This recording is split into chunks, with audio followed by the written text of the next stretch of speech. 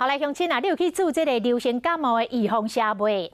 这届公费的预防车真侪人抢要注，今仔日是开始注的第3天，台病院就打出着公告，讲公费的流感疫苗已经全部注了咯，卫生局赶紧来补货。另外像阿东病院、国泰病院，即卖嘛拢欠货。若台北荣总是采事先注文的方式，今仔日600剂注了。嘛拢无咯，要提醒咱的乡亲，今年若要注这个流感的预防车，骹手就要紧，上好先打电话去注文，较袂白走一抓。台湾医疗体系的龙头台大医院，这一次第一批的公费流感疫苗就进了5500支，不过呢，在3天之内就全数打完了。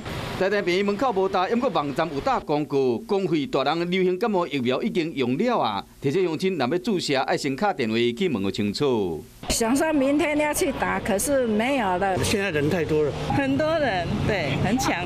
有太侪人想要注，卫生局早起已经将公费疫苗送到台啊。详细的消息是下晡问这民众就使继续注，其他病院流行感冒疫苗嘛，全部偌济百用采取注文的制度，一天600支，今仔日会注完。国泰阿东已经拢欠货啊，北医新港甲马街病院中昼就会注完，台湾病院佫会使注到礼拜，中央病院的量会使当到后礼拜一。今年民众注流行感冒疫苗，这款的意愿有较悬，是讲干那603万剂，敢真正有够？没有在公费里面只有18到50岁，而且这里面如果有怀孕啊、过度肥胖，还是当做公费的对象。那你想想看，台湾2300万人，怎么可能只有600万剂呢？所以，如果这些被估要打公费的年龄层全部跑出来打的话，疫苗一定是不够的。